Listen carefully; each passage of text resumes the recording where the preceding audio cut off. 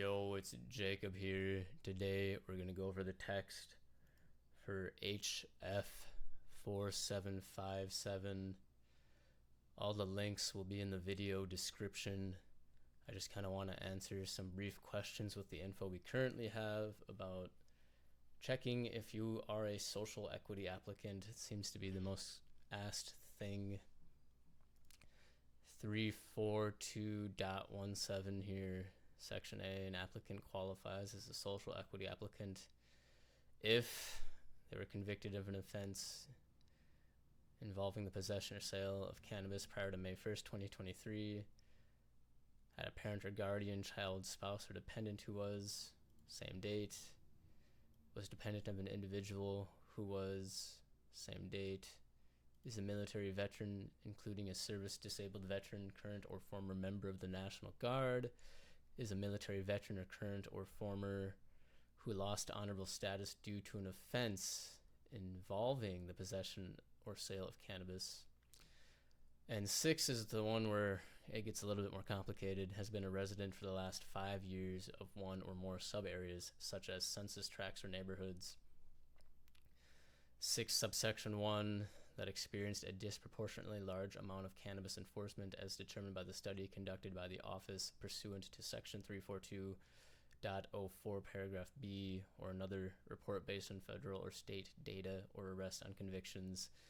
I don't think that study has been done, so the information I have found is from the marijuana crime and illicit market report that I have here in front of us that really doesn't give us anything specific based on county or city jurisdictions. Yeah, that doesn't really help. But if you want the report, this is the name of it. It'll be in the description. Other than that, subsection 2 is where the poverty rate was 20% or more. You can check the huduser.gov site and see if you are in a qualified census tract, which by definition either means 50% of households with incomes below 60% of the area median gross income, or your poverty rate is 25% or more. So there you go on that, which kind of segues right into point 3, where the median family income did not exceed 80% of the statewide median family income. And they have specific language if you're in the metro area, as you can see here. Point 4 is where at least 20% of the households receive assistance through SNAP.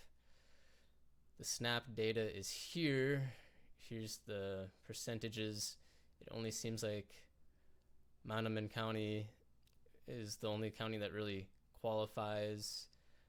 I cannot find data that's based on city, but if you just look up the city users and individuals on SNAP and compare that with your city population for the relative year, it kind of comes out to about the same percentages I've noticed when I've done the numbers.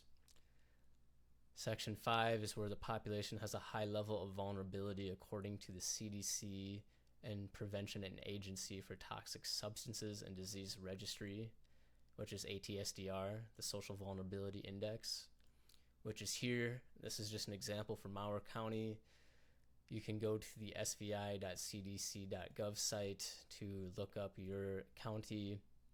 And it says social vulnerability refers to a community's capacity to prepare for and respond to the stress of hazardous events ranging from natural disasters to human-caused threats. This data is from 2022. The county map depicts the social vulnerability of communities at census tract level within a specified county.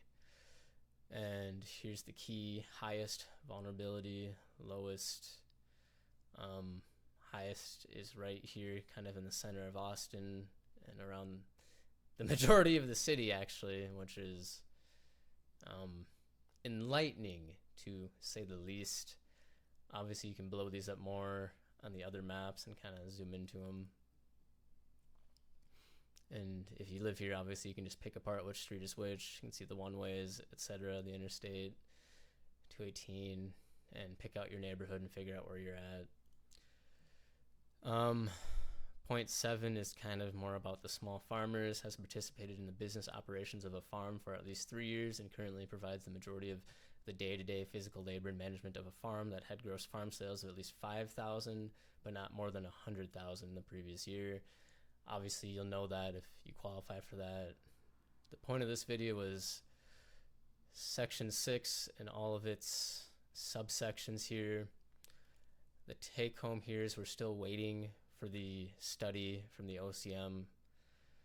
Other than that, you should know if you qualify for 1 through 5, and now Section 6 subsections 2 through 5 should be pretty easy to find for you. Like I said, it's all linked in the description. If you have any other questions, let me know. Normally I charge for my services like this, but I would like as many small businesses and social equity prospective applicants to be on board if possible, because those are going to be the people who, well, all the politicians outwardly said was their intent to help. So let's do that. That's what I'm trying to do here.